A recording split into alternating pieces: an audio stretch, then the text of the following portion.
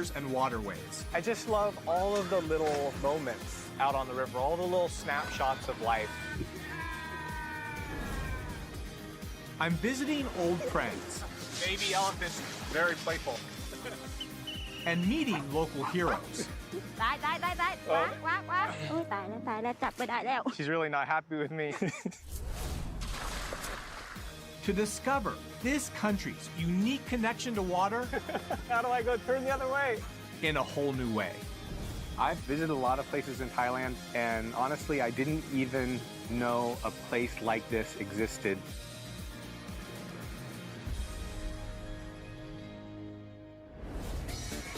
I'm starting my trip at the perfect time.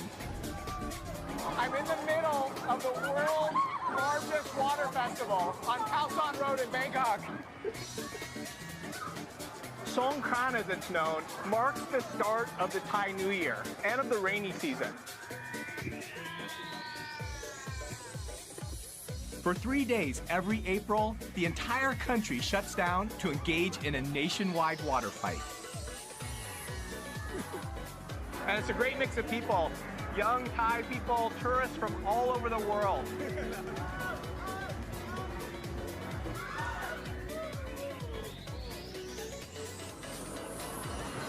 It's easy to see why Songkran is Thailand's most popular festival. I want to go and check out the more traditional side of Songkran to get a better sense of the importance of water to people here in Thailand.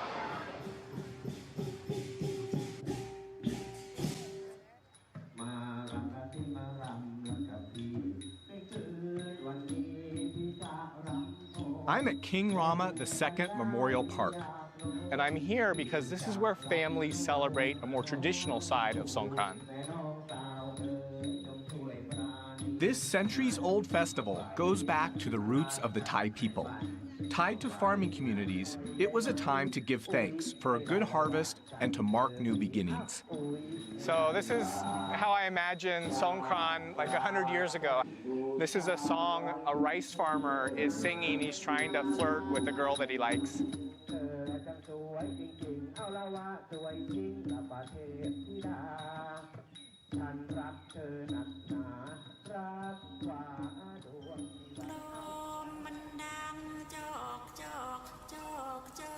This is the original way of celebrating the Thai New Year, where water is used as a symbol for both cleansing and renewal.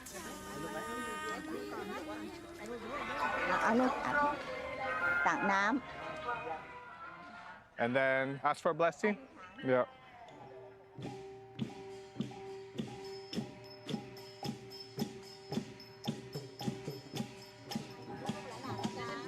Water is also used to honor one's elders and get their blessings in return.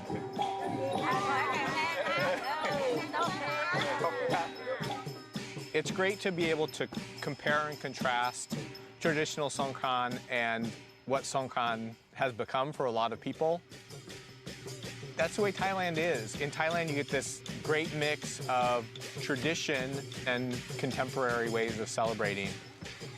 And it's all connected to water, the essence of life. I first came to Thailand in the 1990s to study freshwater fish.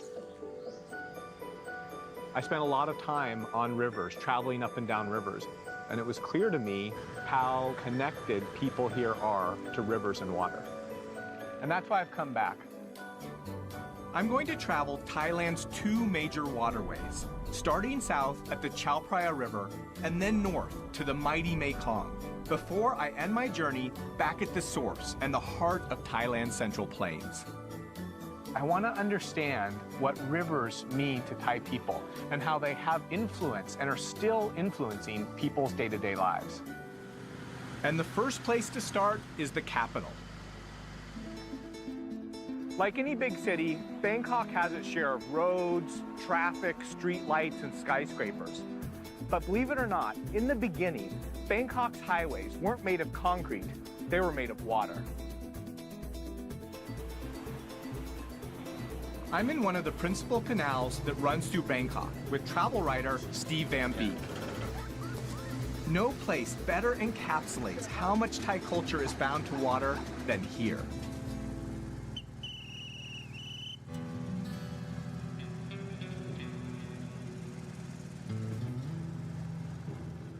This is the postman? Yeah.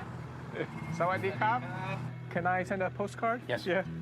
So just like a normal postman, he has his bag of mail and does a couple miles on the river every day. My friend doesn't live on the river. Is this okay? Yeah. Khop khun krap.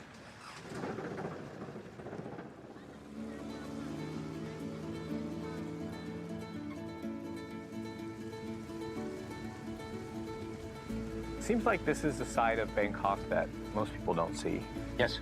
Life here is still a bit like it was in Bangkok about 30 years ago. In other words, boats are still used to get into these areas that the roads don't reach. It's their principal form of transportation. Steve spent over 11 years living by the river and has seen how water permeates every facet of life here. Water is the lifeblood of the Thais. If you understand the importance of water in the development of Thailand's agriculture, its commerce, its history, etc., and if you look at water values as they take place in daily life and such, I think you have a pretty good understanding of who the Thais are and what's important to them. I can see why Bangkok was once called the Venice of the East. Most of the city once consisted of a labyrinth of canals that were built hundreds of years ago. Thais recognized early on was that instead of being an obstacle, water could actually be a facilitator of economic growth, transportation. Today, these canals have all the modern amenities of a normal city. From postal services to even floating banks. But population growth, urbanization, and pollution have taken a toll on the health of the river, negatively impacting communities and marine life. And not many of these canals have survived. Most of the canals were paved over to make roads. Once we went to road transport, we kind of turned our backs on the river. Though there are communities here who still cherish and celebrate this riverine way of life. I just love all of the little moments out on the river, all the little snapshots of life. Tons of people fishing, kids playing in the water. I mean, literally hundreds of moments, little moments like that, that just make you smile.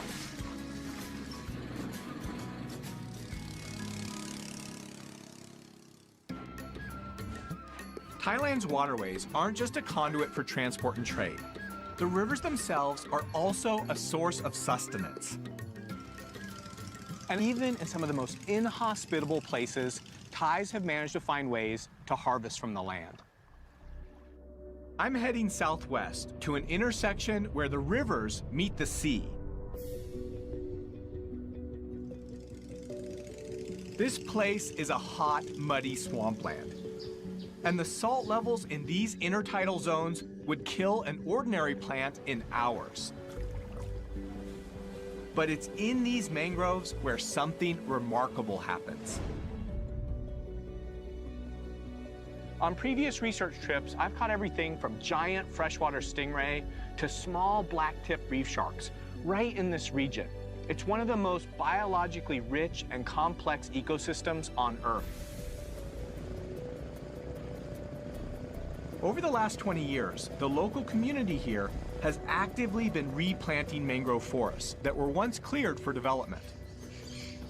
And as the forest has come back, life in this area has come back too. And with the life, people's livelihoods. During high tide, this entire area is underwater. Even so, local people have found some ingenious ways to make use of this piece of real estate. And it all happens at low tide. As the ocean waters recede, they leave behind mudflats that extend far out to the horizon. Impossible to cross by boat or on foot. People here use these giant wooden skis or surfboards. The same way that you might use snowshoes to move across the snow, people use these big boards to mud surf, to move across the mud to collect small clams. Clams are a vital source of income for the community here, and an amazing example of how Thais use the river systems both during the dry and the wet season. And I'm gonna find out just how it's done. Okay, let's give this a try. Time to get dirty. So, surfboard in the mud, pail to collect clams. Oh, like that. Okay. Oh, my leg's a little long. Now. Here, Okay. feet here. Just go. Oh. Wait, how do I go turn the other way? โอ้ยเก่งขึ้นมาทางนี้ฮะนั่นละใช่ใช่ Oh, I thought it was gonna be easy. It's difficult to turn. Watch the professional do it. Oh, there we go. It's like swimming in a big bowl of chocolate pudding. How do you find where the clams are? How do you know? เขาจะมีรูอ่ะแต่มันจะมีหอยมันจะรูแล้วเราจะมองเห็นได้แบบนี้ So I'm just looking for holes, and then when there's a hole, feel down. Oh, got one. I found one.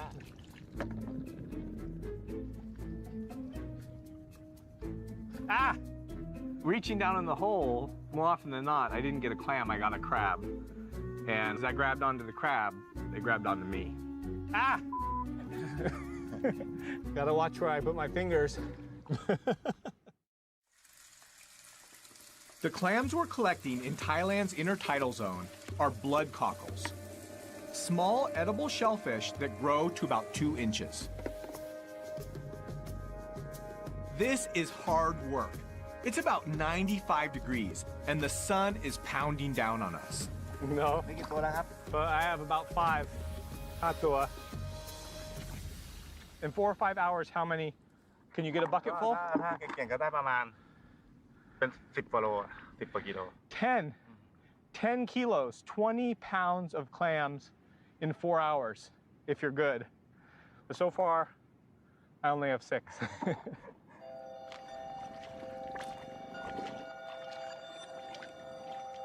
You look at this area, it seems so inhospitable.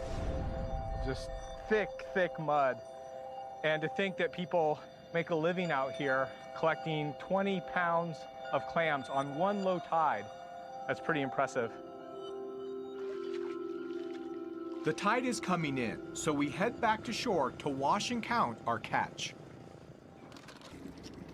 I've only collected half that, $1.50 on the market. But now that my work's done, it's time to cool off.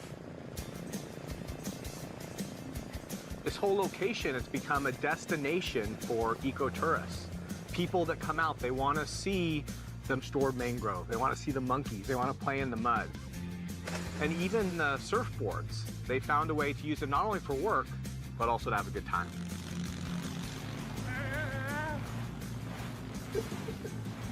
After hearing what's happened out here, it's a real success story. Families moving from cities back out here to start ecotourism businesses. Just goes to show me how resilient these mangrove ecosystems can be if given half a chance.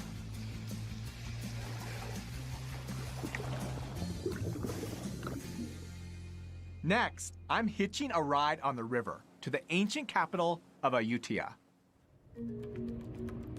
The Chao Phraya is Thailand's principal river system, and it's helped shape Thai civilization. Kingdoms were founded on its shores, and the river connected ancient cities. Royal barges were the equivalent of the horse and carriage for Thai kings. Artisans typically handcrafted these 130-foot-long boats from a single teak tree, adorning them with gold lacquer and glass jewels. Originally built as warships over 7 centuries ago, today they're used in official state ceremonies, and one has even been declared a maritime world heritage.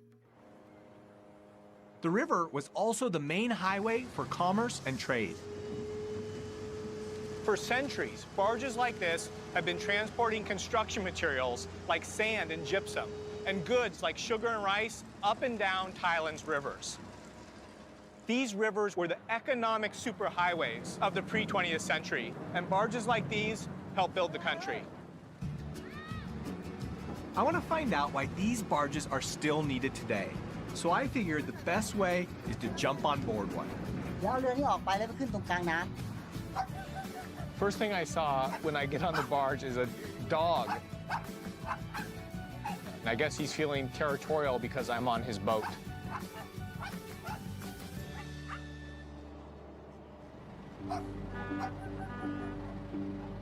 Now that we're all loaded up, we have a long, slow journey ahead of us. It's going to take us over 20 hours to cover just 62 miles. Which is pretty crazy if you think about it, because a truck could cover that same distance in about 2 hours. We're heading toward the city of Ayutthaya. Only 100 years ago, this river was filled with thousands of barges. Nowadays, as roads become the more popular method of transportation, the barges are dying out. I wanted to ask steersman Pramod what kinds of goods he carries and why. อย่างขนข้าวอย่างเงี้ยมันเอาไปเยอะกว่าประหยัดน้ำมันกว่า And so people still use the river like they did before. ใช่ใช่ถนนก็ไม่ติด I guess it makes sense. You can move more goods more cheaply if you're not in a rush. Pramod lets me have a go at the wheel, but not before a crash course in towing 3 92-foot-long barges carrying over 1,000 tons of soil. What happens if I need to stop the barges? If I turn the wrong way, I have to stop the barges. How do I stop them? แต่มันไม่มีเบรกเวลาจะเบรกเราต้องถอย เข้าเกียร์ถอยหลัง He says, no brake. So you imagine all of that weight, all of the inertia. It's impossible to stop. So go slow, just drive slow, be patient. ใช่ใช่ครับ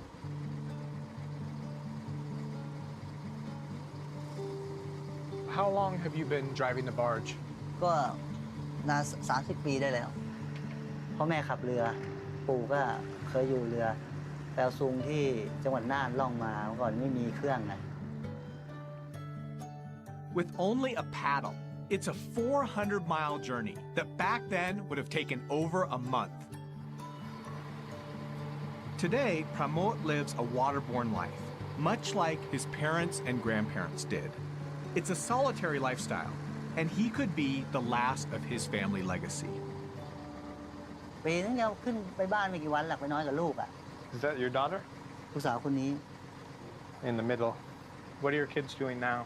ลูกเรียนหนังสืออยู่ In college? Do you think your children will take over? คิดว่าไม่มาหรอกเขาบอกขับยากไม่อยากขับเขาชอบขับรถมากกว่า I'm curious to understand what motivates him to keep doing this. What do you like about being on the boat? อยู่นี่มันชีวิตอิสระแล้วเราอยู่มาตั้งแต่เกิดเล็กๆแล้วก็ถนัดกว่าคนอื่นมันก็ไม่ต้องไปเป็นลูกจ้างเขา You know, being out there, I got a sense for what that life is like. In many ways, life on the river is like taking a step back in time. Things seem more calm, more relaxed. Life seems to move at a slower pace. And that feels good. Having said that, I need to reach Ayutthaya before dark. So I say my goodbyes to Pramod and hop on a slightly faster mode of transport. Barges transported materials up and down rivers and helped build the Thai nation. But once goods got to port, there were no trucks or cars to get materials to their final destination. So people looked for the biggest, strongest thing they could find: elephants. I want to get a sense for just how these mighty pachyderms helped build the Thai nation. So I helped the mahouts. We brought a few elephants down the river for their evening bath.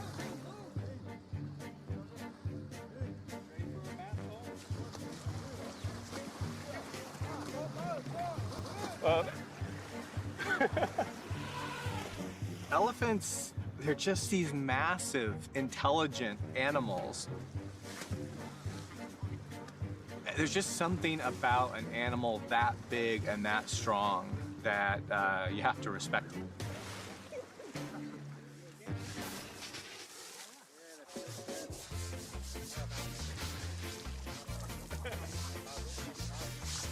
Changi, are you Thai? Baby elephants, just like young humans. Very playful. Love the water. Even though we might criticize it now, I can see how these elephants were essential to moving heavy goods. Nothing else in their day could beat them.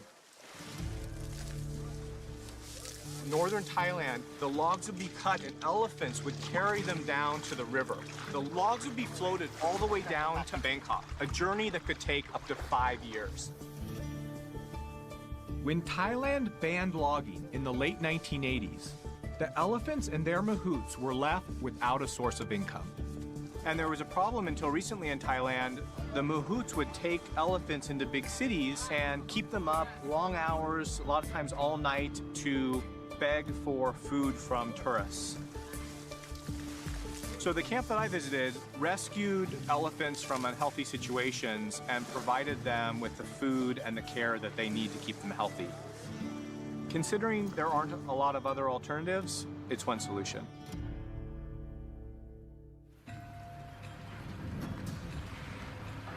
It's the late rainy season in Ayutthaya, Thailand, and surrounding this ancient capital is another key reason why the Thai kingdom thrived. Rice is at the center of life in Thailand. This ancient grain has shaped the history, the culture, and the economy of this country. I'm heading out to the central floodplains to find out how these rice fields provide a seasonal bounty. All of this fertile land around me is part of the Chao Phraya River Basin. And these fields produce enough to feed almost half the Thai population. But it's not just rice you can find in these fields. I met a woman named Mali who offered to show me how to catch fish out of rice fields. Yeah, sounds crazy. Fish in fields. The first step was to catch small frogs. No. Got it, I got it. We were running through the mud, looking for small frogs. There were little frogs in the mud on the edge of the water, and Molly was just yelling at me,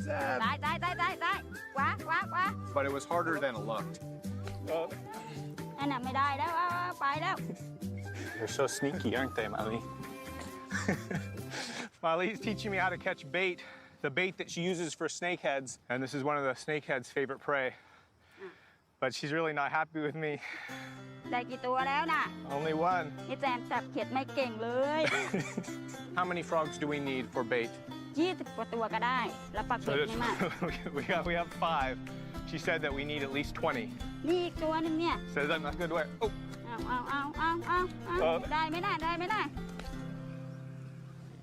We finally got enough frogs to start fishing. It's very simple, just a small piece of bamboo, a string, and a hook.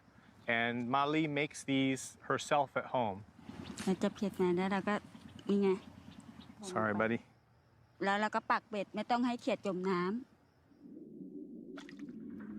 We're fishing for snakehead. It's one of the more common fish in the rice fields.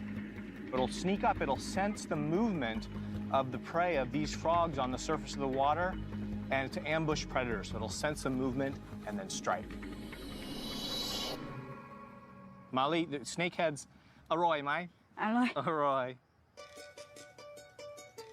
The whole process is just so simple. Molly is someone, she doesn't have a lot of resources, and yet she's come up with a way to get the food that she needs, both for her family and to sell, from very simple instruments.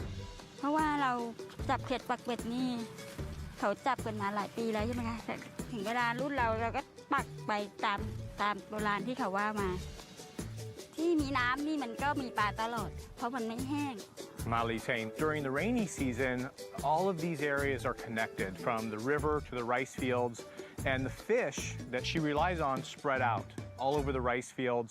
So it's that cycle of the rainy season that connects most of the lands around here. And it looks like we finally got a bite. It's amazing to me that we've just hooked a fish in the middle of a rice field in Thailand. ดึงขึ้นมาเลยดึงขึ้นมาดึงขึ้นมา Oh, big one. There we go. So look at that. So a striped snakehead. This is one of the most common rice field fish, and this one's over a foot long. Mali says that in a night, she can catch 10, or in a good night, even 20 of these striped snakeheads. Good catch. It's a good one. มีความสุขไหม มีความสุขจ้ะ Look out. In the bag. Go check the other rods. ไป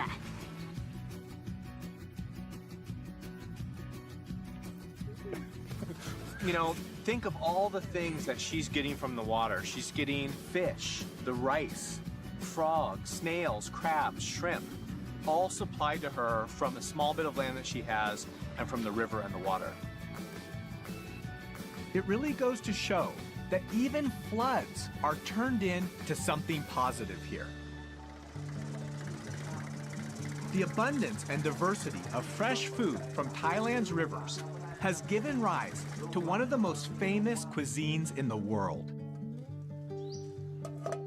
I've asked local resident Rapi Udomrat to show me how some of these wetland ingredients are used by her family. It looks like we have some typical ingredients for Thai food. Garlic, shrimp paste, and pepper. Eggplants. This is Basil. basil. We use a lot of chili. Oh. I love eating spicy food, but I don't do so good with it. So, okay, show me what to do. First, you start with pepper, Pepper. chili, Kaffir kaffir lime. Yeah. Smells like Thai food. Yes. Smells good. Are these all the ingredients that you can grow in your garden? Yes. We have a little garden in almost every house. We can find in the backyard. Almost everything. Don't have to pay for. I don't think most people realize, certainly even for me, people living along the water have access to all different kinds of spices, all different kinds of vegetables and fruits, all right there in their backyard. Ice? Sure. Oh. Is it spicy? A bit. For Thai. ฝรั่ง I don't know. Wow. Yeah, spicy.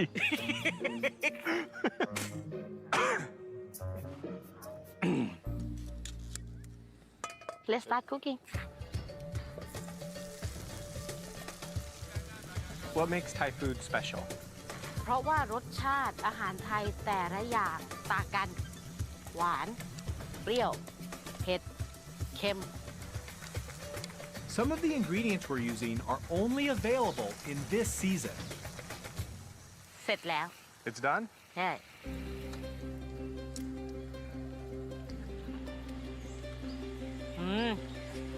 Very good, yeah. We're heading out to have our meal on a boat with Rapi's aunt. I want to find out how families here utilize this seasonal bounty. Some curry. Thank you. Were there a lot of fish in the river back then?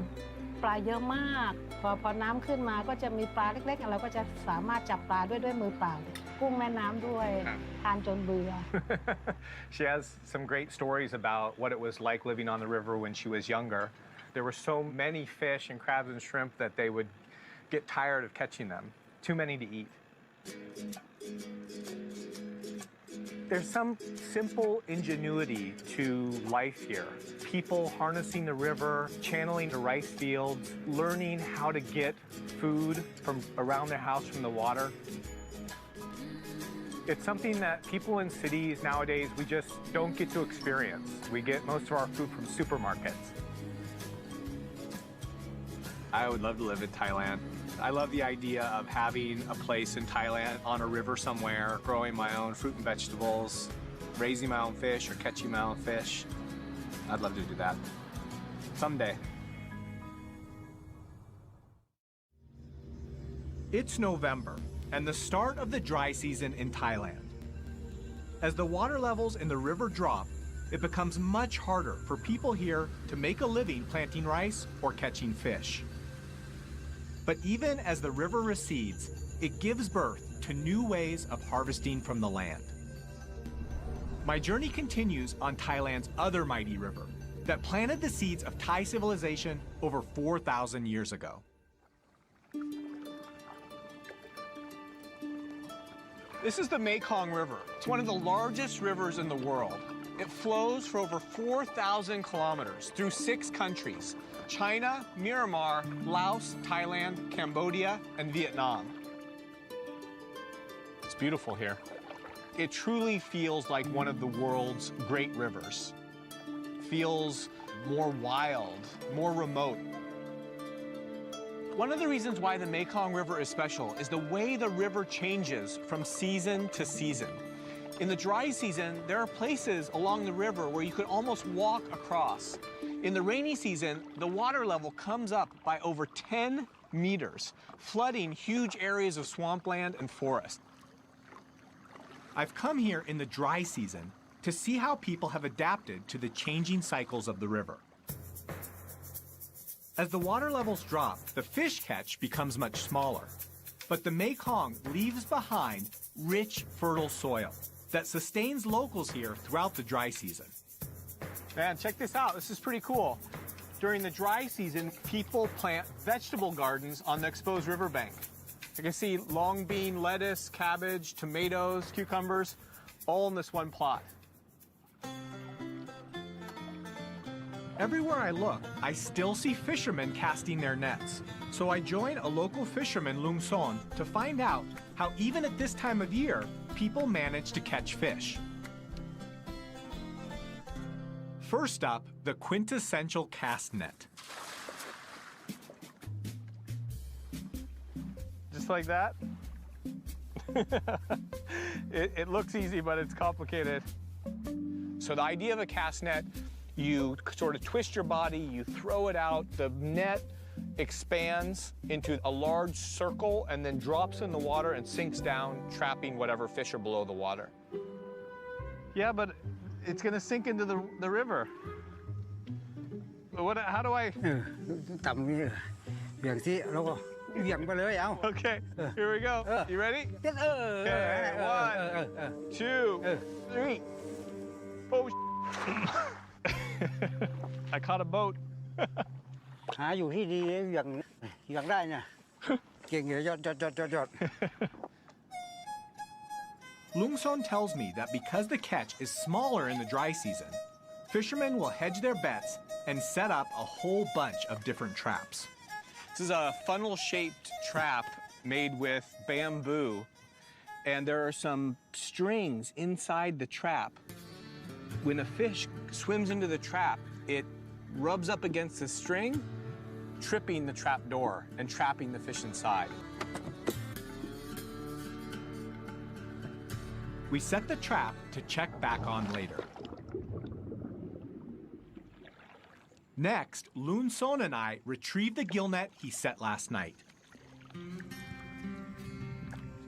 We'll just move along the net from one end to the other, lifting it up and feeling for fish. I don't feel anything yet. Feel something? Oh, here's a fish. Nice. Check it out. Look at this. Decent sized fish. Got one. Yeah, you happy?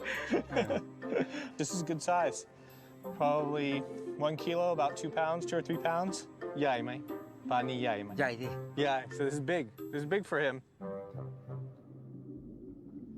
Our final stop is back at our fish trap. Let's see what we got. โอ้ยตัวเล็กๆตัวใหญ่ไม่ได้ได้ปลาตัวหนึ่งตัวเล็กตัวไม่ใหญ่ One fish. One small guy. ถ้าได้มาตัวเล็กนี่ก็คำปลาร้า Oh, โอ้ so you make fermented fish? So this kind of fish he uses to make a local delicacy around here, fermented fish or fermented fish paste. Lucky me, Lung Son brought along a sample. So this is a jar of fermented fish. This fish here, once it's salted and spiced, it could sit for as long as a year. หอม กินปลาร้าเป็นไหม ช้อนตักดูดิชิมดูดี ผมจะชิมให้ดูนะโอ้อร่อยยอดจะชิมหน่อยเนี่ยชิมหน่อยเร็วๆเนี่ย เค็มไหม มันก็เค็มไม่เกลือ It's a full-bodied taste. It's really salty. มันถ้ามันไม่นานมันก็ไม่เป็นใช่ไหม มันก็คาวเหม็นคาวต้องให้นาน So he's saying that the longer it sits, the better it tastes. So you think about a cheese or a fine wine, and the longer it sits, the more full-bodied it gets.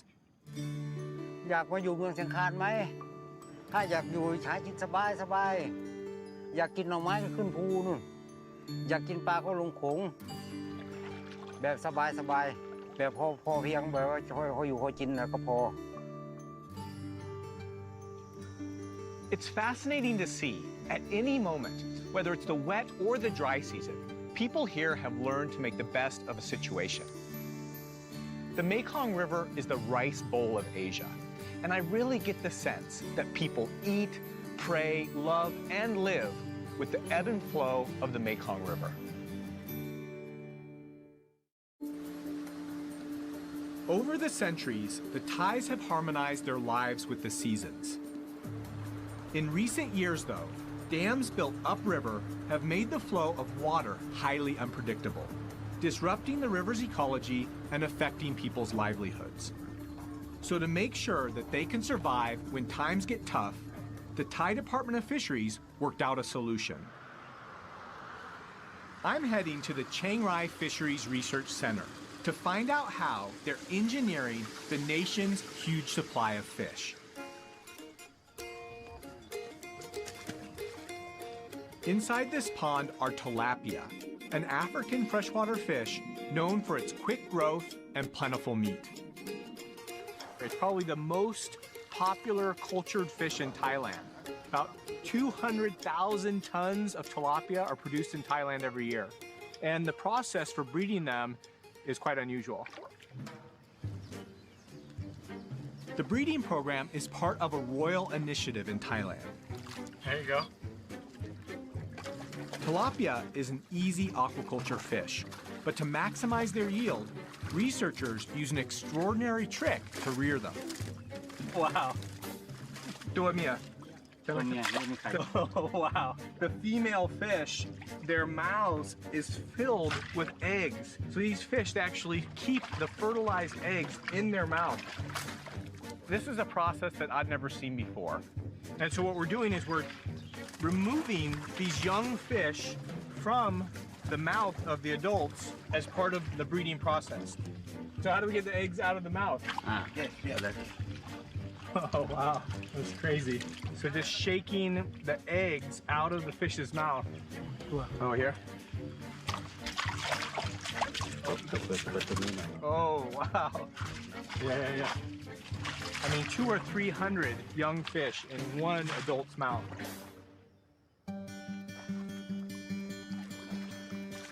The whole point of this process is to collect the young fry and introduce hormones into their feed to change the sex of the fish to male. Male tilapia grow much quicker and larger than females, which equals more fish for farmers to eat or sell. This center is an amazing example of just how much Thai people rely on fish and water. And it's this sense of connection that has led to the call to preserve the country's wild water havens. I'm heading back to the Central Plains to look at a conservation project at the heart of Thailand's river systems.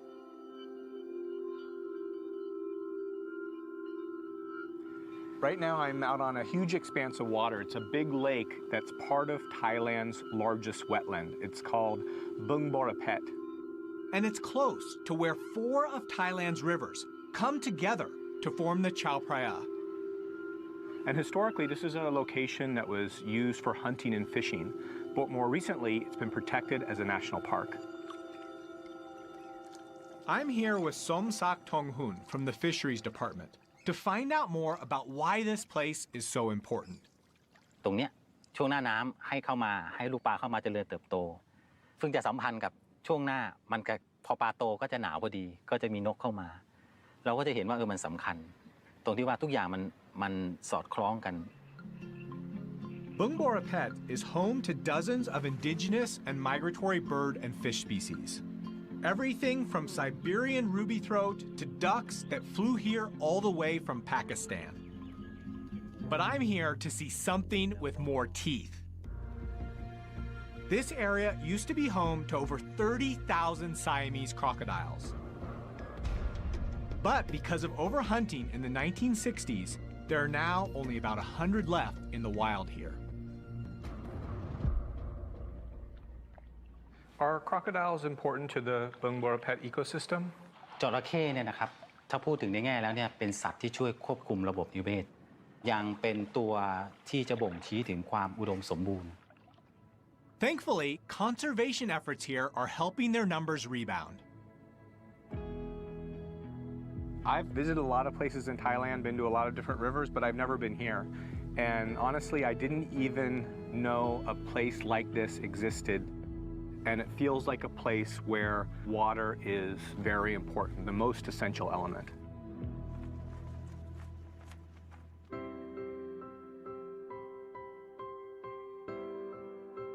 You know, as I travel up and down the river, I feel like each stretch of river captures a different moment in time. And if I put that timeline together, I can see the past, present, and future possibilities for this country. And I've learned the vital role that water and rivers play in the Thai economy, in Thai culture, and religion.